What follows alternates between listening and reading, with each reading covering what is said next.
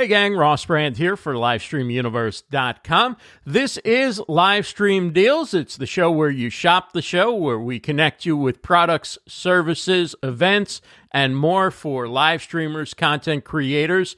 And in fact, today's guest is not only an expert content creator, but she's written a great book, an inspiring book that is going to be wonderful for everybody, whether you're in this whole content writing, marketing, live streaming, podcasting thing, or whether you are just somebody who enjoys reading an inspiring story and a story that develops and just keeps you hooked, keeps you turning the pages.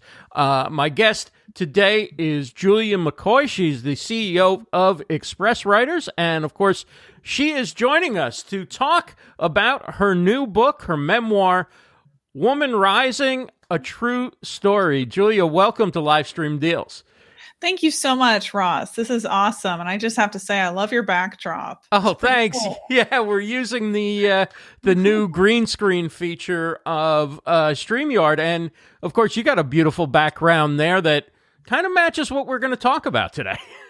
Right? I think it's almost filling the whole wall there. That's for my book signing event. I normally don't cover my wall. Right. My book that I wrote. Yeah, and then in the bedroom, there's nothing but pictures of me. Like, no. Right. Well, my face, let me move over here. See my headshot right there? Right. What's really funny is my 5-year-old, the first time she saw this, she ran up to it. She was like, oh, there's mommy's book. And there's mommy. And then she ran up to my headshot and like gave it a kiss. Like, oh, that's so sweet. You're kissing my picture. Okay, that's cute. So congratulations on the book. If anybody is at any point looking to grab a copy of the book, you can go to livestreamdeals.com. You can also go to womanrisingproject.org and you can learn about, there it is. And thank you, Julia, for signing a copy. It's really a wonderful book. It's a beautiful book. It's really well written. Thank you. So there's so much there. Where do we start? And I guess the first thing that comes to mind is you're doing great. You got a great family, a great business. Why trudge up the past and put it all into a book right now? Yes. Great question. Well, I mean, so I had the idea to write a memoir, and that's the genre that it is. It's a narrative nonfiction memoir. So I had the idea to do this about 3 years ago, and I really didn't know why. You know, it felt really random at the time. And I'm like, okay, I'm on this path in content marketing. I'm an entrepreneur. I have 3 brands by now. They're doing really well. So I really felt this strong, I'll call it a calling to write it. And I put it off thinking, I'd rather focus on like my money-making avenues. Right. So I put it off for a whole year, and instead I built a course, and that's when I published my second book, Practical Content Strategy and Marketing. So I went that route, and that whole year writing that book was a daily thought. And 3 years ago, someone on Twitter had given me the idea to write the whole book. I started barely talking about my life. And yeah, I was a legitimate cult. Yeah, I wore long dresses. I escaped in the middle of the night. And I escaped because I had a business that gave me the financial means to get out. And whenever I started barely going there, she's like, you need to write a book about that. And I was like, oh, and then just like Woman Rising, the whole idea for it hit me in a minute. I knew the book title. I knew the plot. Yeah, I knew it. So that was over 3 years ago.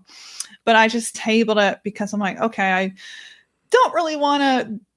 It felt like I was going to derail my career. So I put it off. But the end of 2018 was when I decided, okay, I have to do this. I had been connecting with hundreds of survivors of my grandfather's side of the cult, and learning that this problem of how I grew up, it's a big problem. And I was starting to feel more and more, I'll continue to call it a calling to write this story, because I had no idea. And I'm still in shock how many people have reached out and said, you inspired me to file a police report. Wow. And I would never have done that without reading your book. And I'm like, it feels like meaning has been added to my life in such a big way. And that's rewarding, and that's like going a step beyond making income. And I'm not saying we shouldn't make money. No, you should right. do things that make money. Absolutely. But whenever you can find something that adds meaning to your life, it opens up your life in a big way. And that's what this book has done. Writing this book has just added so much meaning to everything I do. There's a bigger story here. I escaped a cult, and I've lived to tell the story, and I've healed, run businesses that I love, have a family. So I feel like there's potentially thousands of people out there that need to hear that story just for their own personal inspiration. Were you scared at all of any type of repercussions, either from your parents or from other members of the cult? Or do you feel like you're not on their radar anymore? It's definitely the nature of their beliefs is whenever you choose to leave, and that means like not wear their dresses, not adhere to their dress code. When you just choose to drop those rules, you're cut off. So they kind of turn their head. They don't watch you. They don't want to know what you're up to. And it's kind of like part of their creed to not look at what you're doing. So I would be surprised, though, if they haven't at least heard of the book. But I don't think that, you never say never. And I definitely have had people that are like, okay, here's how to prepare for worst case scenario. Right. Because I have friends who have put their parents in jail. They've stood up in court and been a witness to crimes. So I have a lot of friends in my court that have been through this at an even deeper level. So I'm definitely getting some good advice from good mentors on here's how to prepare if the worst was to happen, because you are exposing a cult. Yeah.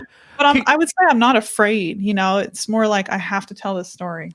So I imagine that it was really hard to write the part about growing up in the cult. And I got to admit, it wasn't easy to read those stories. It was very uncomfortable to read and painful. And can you give people kind of that portion of the book a quick overview of what life was like growing up in a extreme religious cult with parents who were very much committed to living that life, or even more severely in the home? Yes. Yeah, it isn't easy. I lived it for 21 years. And before I started writing this book, I was reading other memoirs to see how that side of things are presented. And I had HarperCollins, I was approaching them. I had their agent tell me, this is too polarizing. Really? But I'll tell you, one of my good friends in this genre, she's written a book called Spilled Milk, and it has been the #1 bestseller on Amazon in its category for 5 years running. And she was told the same thing. And what her book has done has actually brought her to the Pentagon to speak to law enforcement to make a difference. And that's why I decided to put the pain and the trauma and the terror of a child living in that house. That was me. I decided to put that in the book because if I'm going to make a difference, I might as well put all my feet in and write the story of what happened. So like you said, part 1 is life in a cult in the book, and it encompasses a little more than half of the book. And then part 2 is the making of success, how I escaped, built businesses, had a family. So part 1 definitely is a lot of trauma, trigger warning. If you're affected by that, it is a hard read because it's brutally honest, and it's what happened. And there were physical, mental, financial, and psychological and sexual abuses going on. Wow. Now, your book says published by the Woman Rising Project. Does that mean that you published it yourself? Yes. And how I've done that, and this has been a project almost 3 years in the making. So this is unlike any other entrepreneurial thing I've done because it's wholly different genre, different project. So what I decided to do after getting some legal advice on how to position this, protect my family, what I've built, was make the publisher an entity. So I decided to start a new entity, and I decided to make it a 501c3 nonprofit so that we can receive funds, book sales, donations, purchases of clothing with statements on it. All that will come later on the womanrisingproject.org. So we can take those funds and then do things that matter with it. And that's something that is really closely tied to why I want to publish this book, is create a platform, for one, where survivors have a voice, because this cult is still active that I had left. My grandfather's side of it has hundreds of people that have left, and they really don't have a voice. They don't have a platform. So I want to change that with the nonprofit. And you can see the logo. Right. That's the logo. Yeah.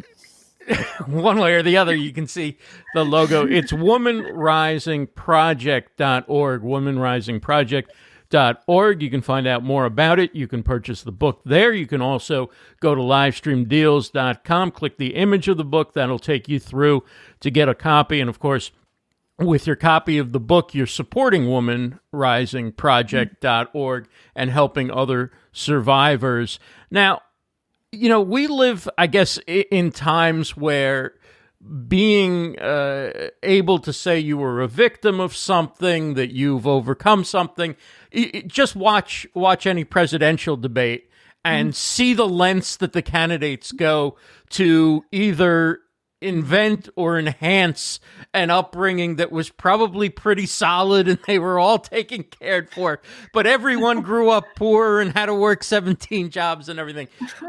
Do you get up, were you concerned at all that, like, by putting this out there, people would say, she's just grabbing for a headline, or she's trying to use this to advance her career? Because, and I say this like, I've followed your work, and I've never once sensed that you were ever trying to use anything other than your hard work and your talent to advance your career. And you can't say that about a lot of people in the culture today. Really? So does it upset you when you see people who have had basically everything given to them and yet finding a way to claim to be a victim, or claiming to be a victim because they had the smallest hardship out of an otherwise good life? And were you concerned at all that by putting your story out there, people might think, well, what does she need to do that? She's already making it as a CEO and a businesswoman and has plenty of opportunities. Why is she doing this? Yes. Well, to the second, let's see. Well, let's go to the first point. Yeah. So I think you're so right about the culture, and especially in the news and these fake news headlines. And it's such a big problem. Clickbait techniques are being used in the presidential debates. Oh, let's see who has the most drama. Let's pick it apart. So it's definitely a problem. Yes. And I would say that, I don't really look at all that too much, study it too much, because I'm so laser focused in accomplishing my goals. And that's always been my perspective. I kind of just drown out the noise, go in a hermit hole. That's my creation perspective. But for people who are blowing out of proportion something that wasn't really abuse, those people need to be very careful, because what they're doing is they're almost putting a muzzle on the people that have been a real victim, because they're adding to the noise something that isn't true, and they're drowning out the voices of real victims, where we have real problems in society today where law enforcement is looking the other way. And sometimes it's tied to politics, it's tied to money, and real issues are not being addressed. Like, my dad is still out there. I have 2 little siblings in this that are underage, and I can't get the policeman in his house.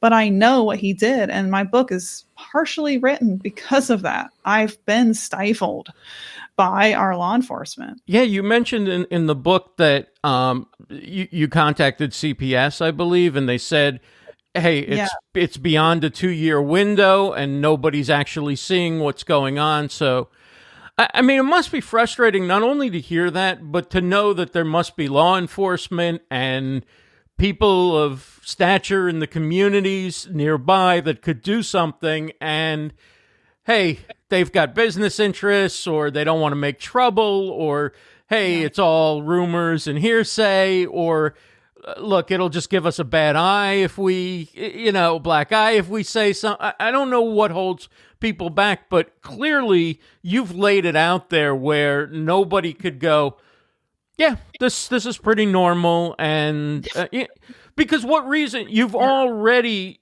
made an amazing transformation and successful, but you have no reason to write this book other than to put the truth out there for other people who may either be suffering or may be able to intervene in some way. Absolutely. Yeah. And that's my hope. That would be my answer to the second question. Are you doing this for headlines? And what's funny is my husband is like, he's always the guy that's like pointing out the really obvious things in the room. Like, thanks, Captain Obvious. Right. So he asked me that. He's like, this could be taken this way as a headline angle, and what are you ready to say for that? And what's interesting is the messages I've had, and I've had hundreds of messages on launch week, have been especially from women coming forward, sharing what happened in their childhood and how they were victims of abuse in a religious environment. And after they read the book, they were motivated to take more action in their own abuse cases, or speak out and just share their story. And that's where it starts. We don't have to, I'm not saying, healing is a long journey. You don't have to go straight to the cops, right? Especially when they are not ready to listen. It's just sharing your story. That's the first step. So for anyone who thinks this is a headline technique, I mean, I've kind of like put horse blinds on, the old like 1800s horse blinds they put on horses to look straight ahead so they saw their path. And that's just how I've approached this. Like, I am not going to listen to any of that. It's a distraction. And if they want to think it's a clickbait technique, they have that right. But that's not what it is. And if they read the book, I think that gets clear. I invested 2.5 years of my life into this, not for a clickbait technique. Yeah. And I mean, it's very touching reading about how you experienced the outside world, because that was new, how you met your husband and got acclimated to an entirely different life, how you started running your business without having to do a schedule that was insane on other things and live in fear, and tasting that freedom and learning to adapt to your surroundings. I guess it makes me wonder, what were the internal resources that you were able to pull on? It's, people talk about healing, they talk about change. These are things that are really difficult for most people. And even for people who haven't dealt with a 30th of what you've dealt with, how were you able to pull yourself together, face this, and actually build what looks to be an extremely stable, calm, normal, healthy life with good relationships, a good work environment? Like, what did you find inside of you that enabled you to do that? Yes, I've gotten that question from several other people. I think it's a really good question. And you're right. Not a lot of survivors are able to experience healing like this. And someone told me it's a Cinderella story, and it's somewhat unbelievable because of how many victims don't make their way back. And my sister's one of them. She's actually in a really tough place. She's in and out of marriages, jobs, finances. So she hasn't even found the same healing, and we're from the same parents. So it's a struggle, big struggle. And I would say it's really come down to three things for me. For one, getting completely out of the toxic environment, making a clean break, and entering a new state with new scenery around me, new everything, and then new people in my life. So everyone I knew back then, as well as the setting, I cut off, and I just made this clean break, moved 5 states away, and luckily had one person, and that's all you need. You need one person in your corner. And if that's all you have, and you cut out everyone else, what that does is that stops the voices that are pushing trauma into your life. You have to get those voices out at all costs. And, they say family is everything, family is blood. No, I'm here to say, if they're toxic, they're bad for you. And that's bad blood. And you don't need that. So cut out all the voices that are speaking trauma, any abuse form into your life. And it could be, just emotional abuse. And I hate that word just, because it's still abuse, no matter whether it's one form or another. If someone is being brutal in any way, that's someone to cut out. And the new environment you want to have are people that are fully for you and do not put conditions on loving you. So that's what I had with Josh. And he was the only person I knew in Springfield, Missouri. I didn't know anyone else. And I was like, oh, I wish I had more friends to text. And I don't. I only have one person. Right. So that for 6 months, I only had one person in my life. But that was my best start to a new and healthy life. And then from there, it's been a journey of finding routines that work for me, that help my mental state get clear and calm. My mental state was not for a long time. I was triggered by anything, had terrible panic attacks. So I have morning routines that I put in place, and no matter what interrupts me, I make sure I have those routines. And that could be journaling, meditation, prayer. And then the third thing for me has just been finding new faith has been huge. Having something that I can fall back on that gives me a greater meaning. And that's done a lot for me. That sounds great. I mean, one of the things that I guess really struck me was that when you said you only had one person, this was somebody that you had never met before. How did you and Josh connect? And then how did you find the ability to sort of trust somebody that you hadn't actually met in person? And then you layer on the fact that you're sort of moving towards a romantic relationship at the same time. Most people would say, well, that's all going far too fast.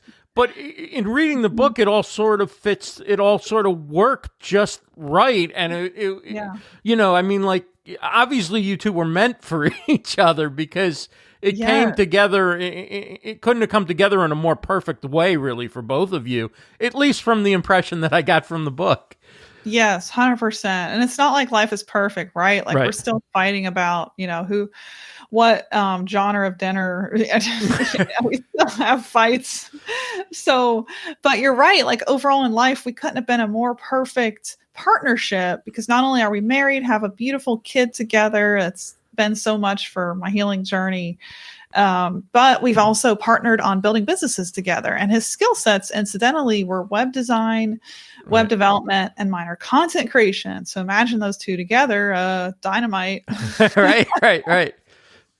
So you're right. Like it could have been terrible, because whenever I moved down there, for those that haven't read the book, not to give too much away, but whenever I made this clean break and moved straight to Springfield, Missouri, I hadn't met him IRL in real life. So we had just talked online through Skype. So here's, to me in life, I've always acted based on one thing. And I don't know. It's almost like I was born with this. I take immediate action and I don't second guess it. And from the conversations I've had, that's one of the biggest weaknesses of society, because of the way we are trained. We're kind of conditioned to second guess. Is this going to fit the mold? Is this going to be what others want me to do?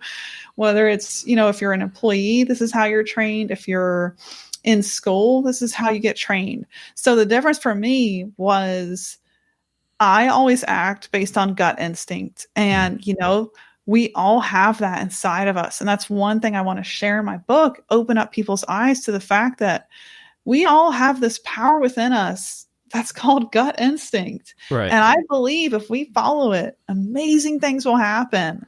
And it's second guessing our actions on gut instinct. That is what kills success. Yeah, and I think we have more information than ever, more analytics, more data, all that stuff. And I think, the genius isn't really always following that. It's knowing when the time comes, right, where you say, forget that. I'm going to trust myself, because I can't live with myself if I don't take this path. Most people, would have said, oh, don't go meet somebody you hadn't met in person. They would have said, oh, it's too soon to get into a relationship. You haven't healed from your family. They might have even said, don't run away. They'll come after you. It'll make things worse. But you took decisive action several times, as you see throughout the book.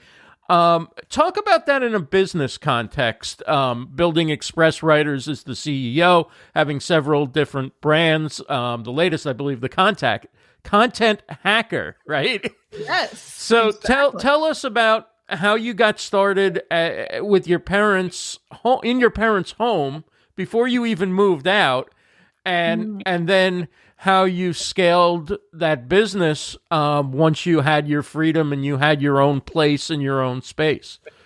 Yes, that definitely played into building businesses, how I left and what inspired that. So a lot of just what I was saying, gut instinct is really something we all have. I really, truly believe that. And if we follow it without second guessing it, amazing things can happen.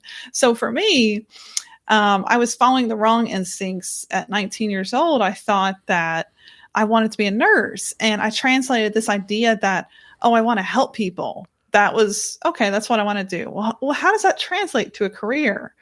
I didn't really know at 19, so I just kind of went for nursing. That's helping people. So halfway through college, my parents let me go to college for that degree. Halfway through that, I realized number one, I'd be terrible at it. I don't think well on my feet, so shouldn't be a nurse. People's lives are in your hands. It takes a special person to be a nurse. It really does. And then two, it wasn't something I would love doing the rest of my life. So I knew that halfway through. So one morning I just woke up, and I described this in the book, kind of like a light bulb moment. And these occur from the conversations I've had. These occur in our lives. And sometimes it can be super random. So one morning I woke up, light bulb moment. Why don't I try to do something I love and figure out how to make money doing that? So, okay, that led me to, what do I love? Writing. I knew I loved to write. I've been writing ever since I could pick up a pen. I wrote a 200-page book when I was 12 on a medieval story based on King Richard the Lionheart's life. So I knew I loved to write. And that was also something, hand in hand with that was also something I got the highest grades in growing up. So, something you love combined with this is something you're good at. So then I went to the internet, how to make money writing, and this is 2011, discovered what is now Upwork was Odesk back then. So I discovered Odesk and found out there was a whole category called writing and editing gigs. And I saw over 40,000 jobs listed, like at the top in italics in little font. I was like, 40,000 gigs? And that's when I realized this is a whole thing. I could make money doing this. Okay. So I built a profile on Upwork, and back then it was Odesk. And within one day I had my first paying gig, and it was paying, I think, $1 per 500 words, which is, abysmal today. It's a lot of work. For pennies, yes. Today, 500 words is like a full blog post, right? Yes, exactly. Yeah. Anything more than that, you're not going to get 3-minute read over it. Or what? I mean, yeah. So back then it was different, 2011. And I was on the cheapest platform, but I was like, this is how I can make money. So I was thrilled, and I didn't have experience. So it was really good. It was a great training ground. I don't regret a moment of that. Right. So that was how I honed my early writing skills. And from there, it was just continuing to take decisive action. Once I had found something that I both loved to do and secondarily was actually good at doing. And those things are important, because you can love to do something, but if you're not good at it, it's a lot harder to make a lifelong legacy /business /income out of it. Yeah. Now, did you find that your love of writing maintained itself as you made that your profession, or did you find that there were struggles. There were times where you didn't really like writing, but you had to make a living, or you were happy to just pass it off to other people as your team grew. How do you feel? Obviously, devoting 2.5 years, as you mentioned, to writing a book, you probably like it enough, or at least like the outcome enough, right? There are times you probably like, what am I doing when you write a book? But in general, like, what are your feelings about writing now that once it became a profession from being sort of an escape at times? Yes. Well, for me, and I don't know how true this would be for others, so it might be a bit unrelatable. But for me, growing up in that environment of a lot of abuse and control, manipulation, with a really narcissistic father, writing was an outlet. So it was something that was like creating my own fairyland. I could make up a plot, a story, be my own hero, whatever I was on paper. That was like my alternate reality. So I love to write in that environment. And I've heard other psychologists, I've heard a lot of opinions on this, and it's the same. They've told me that in an environment of extreme trauma, the outcome is usually in favor of your skill sets, right? Because your skill sets become your only outlet for happiness. So strangely enough, it really shaped some amazing skills. And whenever I left that environment, what I found was that my love of writing continued to grow and grow. And like today, I would describe it as a kid getting to play in a sandbox on a hot summer day, like just absolute delight whenever I have a dock up, coffee on my desk, and I just get to write. Those are my favorite days in the world. So I've continued to love it. And what helps is having a really good routine. Like routine is everything for me. And I have windows of time blocked out on days, specific days and specific weeks, where even my team knows Julia will be writing. So that has helped a lot differentiate what I love to do, which corresponds directly to income, books, and all of that grow your brand tremendously. So I make time, whatever happens for that, on top of running my businesses. And my team knows that, respects that. We have blocked times where we do nothing but write. And I lead a team of writers, so it's really easy for them to relate to that. Definitely. Now, you mentioned when you started accepting payments, you read about how to make money writing. Obviously, to scale a business to multi-million-dollar level, you've got to learn about business as well. In the beginning, you struggled with taxes and all the things you have to do when you run a business. How did you learn about not so much the, taxes and the nuts and bolts things, but what it takes to grow, what it takes to market, what it takes to reach new customers and new audiences and hire people, like all the things that go with growing a business? Did you take courses? Did you read about it? Or did you kind of learn it as you needed it on your own using Google? Well, I would say everything was happening so fast with growth and next steps. And it was just like, it was my favorite thing to do. Like I'm out of a cult. I get to work on my business. Right. How crazy is that, right? But that was my mindset. So it was really, really, really easy for me to like spend 12 hours at the desk and do nothing but apply to like as many writing gigs as I could find, and then go and post my own jobs to find writers. So I had this natural affinity for the internet and using different platforms and tools. Like all of that came naturally to me. At 7 years old, we got our first computer. It was donated from a church friend, and it was, Windows 98. It was a bear of a computer. But at 7 years old, I was like entranced with the idea that we could hook up to the internet and see like the news load live. It loaded at, 5 minutes, but it loaded. So back then, that's when I realized, oh, this is really cool. And this is something that I think I can use. And I didn't know how, but leading to where we're at today, it's just been a process of everything was scaling really fast, and I had to learn how to do it or it would be a failure.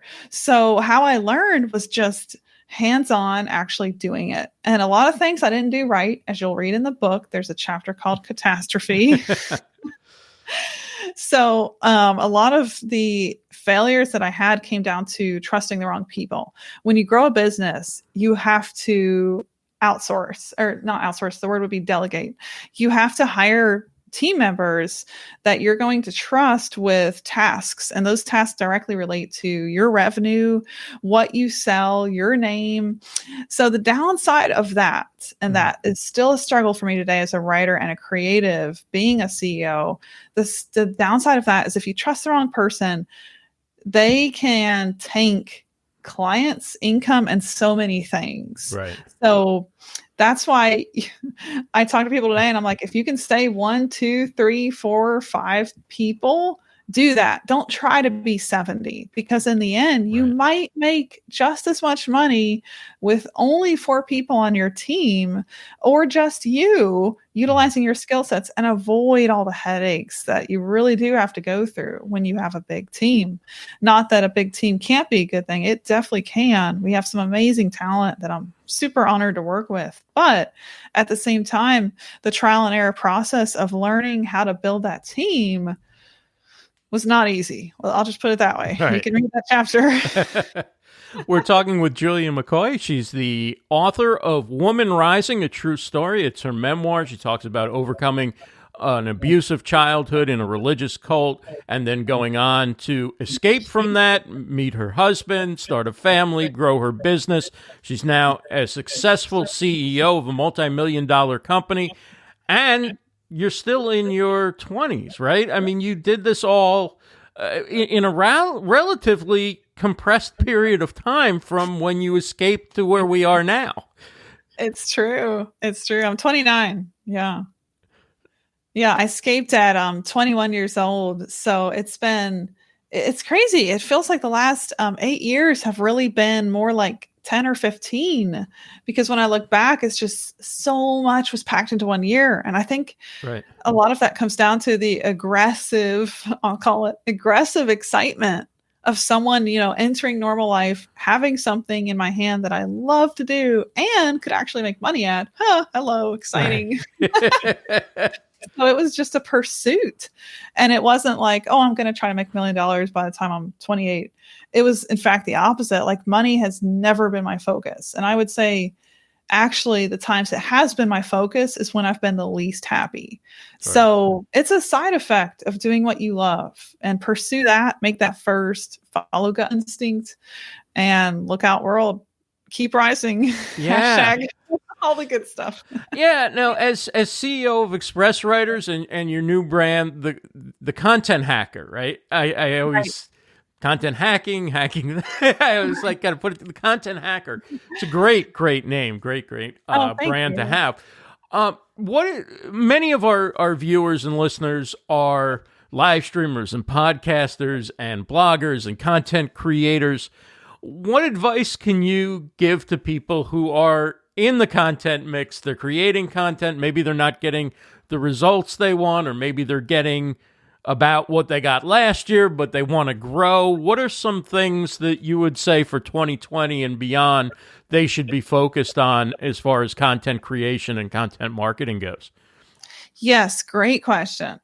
Well, I think this year, and especially going forward, the downside of content creation and what we do as marketers, putting content out for an audience, the downside is we have so many tools, platforms, formats, that it's overwhelming. And the danger of all of those options, that just is crazy how much we can do and how many things we can be doing at once. The downside of that is that no one is focusing and mastering. And mastery in content is where success really lies. So my advice would be pick 1 or 2 formats, whether that's live streaming, like you do so well, Ross, these tools, I had no idea you could do a green screen. Thanks. Yeah, new StreamYard feature. It makes it so easy. And you knew that because your focus is live streaming. So that is a side effect of focusing on 1 or 2 or 3 at the most formats as well as platforms. So for me, my number one focus has always been blogging. 8 years, we've done over 1,000 blogs on our agency blog. And today, what that's built is an audience of over 100,000 people every month organically. Wow. We wouldn't have that if I was jumping around to a whole bunch of formats, trying this, trying that. It's commitment and mastery. And what we have today is not just a high amount of visitors, but we have this, I'll call it brand respect, where when people interact with my blog, they know they're not going to receive a low quality experience. Right. They're going to get really practical, high quality stuff because that's been my commitment. And that's what they heard from the people that read my blog that sent them there, or a tweet, right? So many good things happen that you can't really put into a list of KPIs at the beginning. So forget the KPIs and all the distractions of tools, formats, what you should or shouldn't be doing. Pick one thing that you think you'd really love doing and focus on mastering that and treat it like an art. That's where success really happens. Like, how can I make this the most artistic, the most amazing experience for my listeners, my readers, my viewers? Focus on that, forget the noise, and you'll see a lot of success in 2020. That's truly great advice, because a lot of people feel, and I get caught up in it too, that you live stream, then you've got to have a YouTube video, you've got to have a podcast, you've got to have a blog post to go with it, you've got to send an email, you've got to, and before you know, you got to cut up clips, you've got to promote, maybe you need to learn about advertising, before you're done, you've done so much work and you don't even know what the value is, whereas, like, whether there's 1 million people or one other person watching what we're doing here, I can use this to do more live streams from, right? To grow and develop as a live streamer. But I have to look at the other aspects from what you're saying. I have to look at the other things that I'm doing in between live streams and figure out if they're actually helping me to do more live streaming, or they're actually just taking my time away from what I enjoy doing and have kind of gotten known for doing.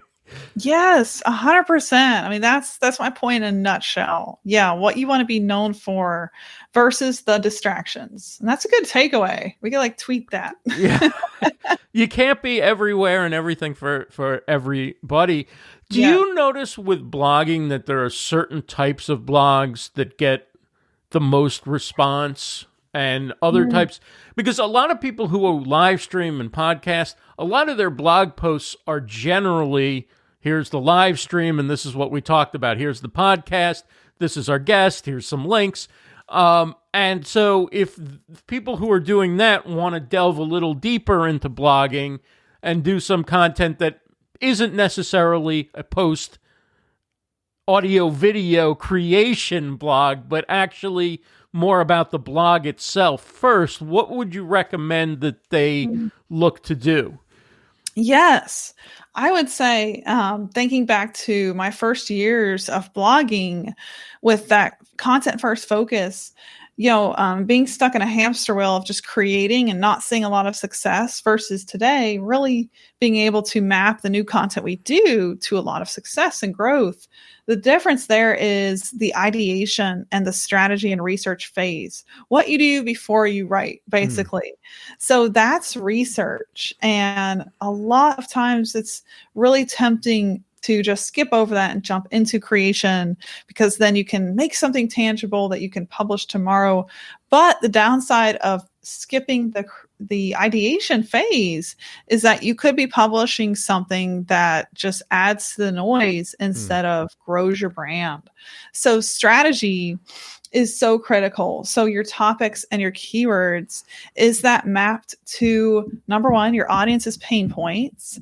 And then number two, is it actually, do you know your competition numbers? So when it comes to blogging, that's that's our focus. And that's what we do for our clients also at Express Writers. That works really well. We look at their niche. If they hire us to do content strategy, we look at their niche, we look at opportunities for keywords, and we say, oh, here's a 5-word phrase that your competitors have not cornered yet. Right. You could potentially, rank in the top 3 or 5 of Google. So once you have the topic, the keyword down, then it comes to creation. And there's a lot of debate on this. There's a lot of, he said, she said, they said. But if you look at the studies and you ignore people's opinions, the studies show that long form content, it lowers bounce rate. It keeps people on your site longer because they're getting all their answers in this one awesome scrollable piece of content. And then number 2, that's the type of content Google likes better. It's mostly for the first reason. It keeps people in one spot longer. So that type of content is what I would really advise you to create if your goal is more traffic and growth once you have those topics and keywords.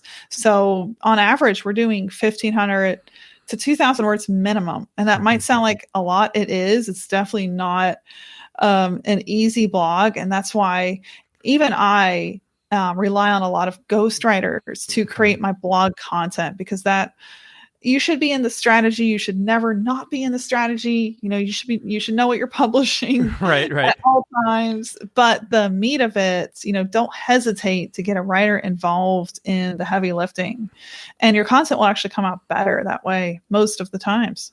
And on the reverse side, if you're somebody who likes to write, can you outsource some of the strategy and the keywords and that side of it and then do your own writing? Or once you outsource that strategy part, maybe it's best to let somebody who's experienced in crafting a message that follows the strategy, which is, as you're saying, what ideally you would do. But of course, as creators, we get something in our head and it's like, let's get that down on, let's write about that. And that's, hey, this is good. And of course, what works for drawing eyeballs to a website isn't the same thing that works for getting a good review in the local newspaper or whatever as a writer. And I mean, that's what I love. This book is so well written, by the way. We're talking with Julian McCoy. Woman Rising, A True Story is the book. And the question was, outsource the whole thing or just the parts that aren't your strength? Great question. I would say base it on the time and margin you want to have, because that's the bigger thing here, like the belly of the beast, so to speak, right? in the iceberg. So the thing is, you could really enjoy writing, you could enjoy strategy, but if you're a business owner and you have other priorities that matter to closing up a day of work, for example, you don't want to add to that day by saying, oh, I like this, so I'll do it. So guide that by the bigger question of, what do I have the time and margin to commit to? Because that's like going back to part of the reason I wrote the book. We, as creators, it's really easy not to have space and margin for ourselves, but we need that to create better things. So it's domino effect. The more we try to work at something to make it better, we might be spinning our wheels. So it's really important, no matter what part you enjoy, think first about the margin you want to have and then the budget, right? Because it does come down to how much budget do you have, and then how much are you willing to spend to invest to get content created. And sometimes research and strategy, depending on who you hire, sometimes that can be more expensive than the actual writing. At writers, it's not. But I've heard that it can be reversed like that if you hire a high-level strategist. So for us, content strategy starts at like $150 just for a whole session planned out. So it's not that bad. So think about your budget and then your margin and time and what kind of goals you want to accomplish. If your goal really is growth through content, think about a writer that can pick up the heavy lifting and create that blog every week. So that way you're growing your content. So without consistency, or you're growing your brand, without consistency through content, your brand it won't grow. So that's really critical. So what's next for you? Are you planning another book? I know you're committed to the Woman Rising Project, and you can find out more about that, womanrisingproject.org. You can also find the book at livestreamdeals.com. Normally, we have 3 or 4 guests during an hour, but this is such a phenomenal book and story that we did the whole hour with just Julia. So if you need a green screen, there's one featured at Livestream Deals. If you're looking at some events coming up, we've got them. But our focus is with Julia and the womanrisingproject.org. And, of course, the book, Woman Rising, A True Story. And more books, in addition to running your business and now a nonprofit. Will you be writing more books, or do you have some other project in terms of content creation in mind where you're focusing as you scratch that itch, so to speak? Yes. Well, yeah, I've dropped some things that I've said no to some things so I can say yes to the things that I feel really matter to not only my goals as what I want to do, but also what I enjoy to do and the margin I want to have. So that meant that I had to put my podcast on hiatus, drop my video creation down to 1 a month, but that gives me room to write and create, which is it's like we talked about earlier, Ross, like playing in the sandbox, a kid in a sandbox. That's how I would describe it. So for me, what keeps me up at night is, the difference I want to make in both my industry and with this book. So in my industry, and I really have the chance to see the issues through what I do at Express Writers. We interview and hire hundreds of people per month to find really the cream of the crop with our writing team. So I interview so many new writers that are coming in, and a lot of them are fresh out of journalism school, college. They have a degree in communications. So the struggle is what they think good writing is writing techniques they learn in college that don't work to pull in the online reader. So that is a huge, massive problem. So I've already started a book, my 4th book, and I have the idea for a number of other books. So what I've done is I have a good process. So I have my ideas outlined, mapped out, my book titles, and then I approach each project individually, with a laser focus so I get them all done because it's me writing these books. So my next book, which I've already, yes, I will admit I've started. You heard it first here. I was telling my husband about it and I couldn't remember which number. And he's like, just say the next book. So this one is really meant for either college students or even older people, because I really have a mix of two. It's really funny. In my courses, I get either like brand new college students or I get people in their 50s, 60s. I have some people in their 70s that are retired and their minds are still going and they want to learn these new skills of content creation and marketing. And it's so rewarding to help them. And, I know so much, so I kind of want to just share more brain cells. Right. So my next book is a book. I already know the title, so I'll go ahead and share that. The title is going to be Skip the Degree, and it's going to teach how to learn a skill from A to Z that makes you money. So that will be what I'm teaching in this book. And it won't just be for how to learn to write and make money. It'll be for people to basically do what I did, which is tap into something I loved and was good at, and then turned into a business. Wow, so this is great. Engineering that. Hurry up with that. That's really good. That's really helpful to a lot of people. This stuff keeps me up at night, so I can't not do it. Let me bring in a quick question. And Anita Sonia asks, how do you make a sharp call to action on your blog? Great question.